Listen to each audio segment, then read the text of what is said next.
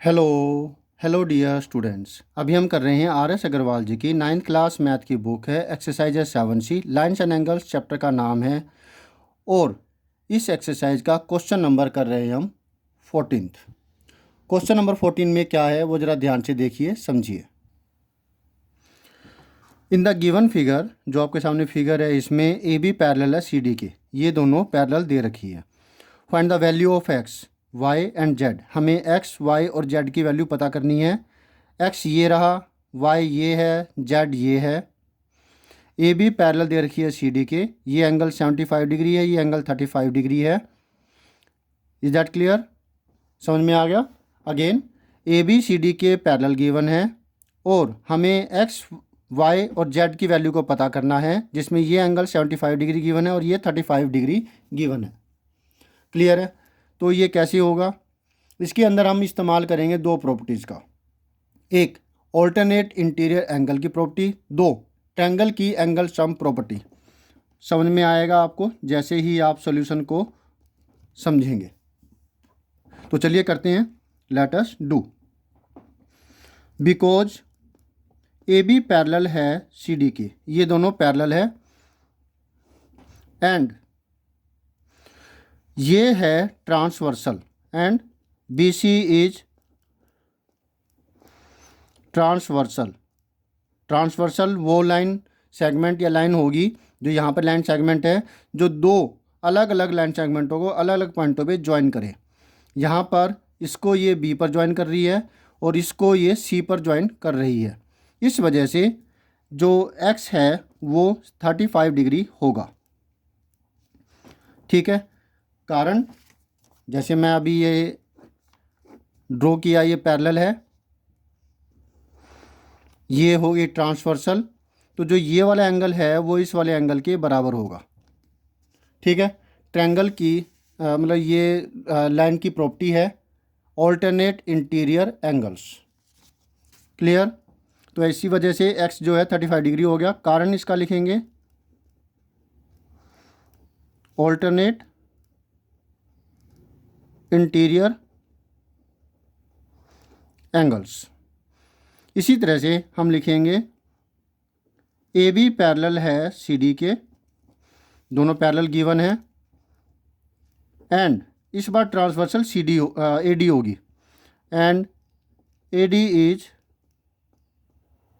Transversal, जिसकी वजह से ये दोनों एंगल बराबर होंगे। तो जेड की वैल्यू आ जाएगी जेड इजकल टू 75 डिग्री। अब इसको अगर हम समझें कि किस प्रकार से हुआ, मैंने वही ये दो लाइनें ड्रॉ कर दी जो कि पैरेलल नज़र आ रही है, तो इसको मैं इससे ज्वाइन कर दूं तो ये दोनों एंगल्स बराबर होंगे, जो यहाँ पे 75 और जेड है। ठीक है? ये कैसे भी हो सकती है, यहाँ पर ये ऐसी है। ठीक है ना? ओके, तो जेड की वैल्यू आ गई 75 डिग्री। इसका कारण भी यही होगा, alternate interior angles.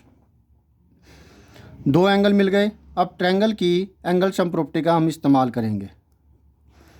In triangle A B O इन्होंने नहीं दिया था, मैंने अपनी तरफ से लिखा है। इस ट्रायंगल के अंदर ए बी ओ ये वाला ट्रायंगल है, तीनों का जोड़ 180 डिग्री होगा by angle sum property.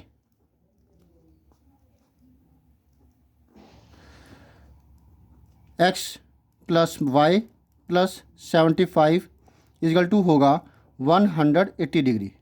Triangle के तीनों एंगलों का जोड़ 180 डिग्री होता है। एक्स की वैल्यू हम निकाल चुके हैं 35 डिग्री। वाई की वैल्यू हमें निकालनी है। ठीक है? और 75 ही हो गया। इन दोनों को जोड़ें तो ये कितना आएगा, 110 डिग्री। तो y की वैल्यू क्या आएगी, 5 5 10, 1 बचा, 8 3 11।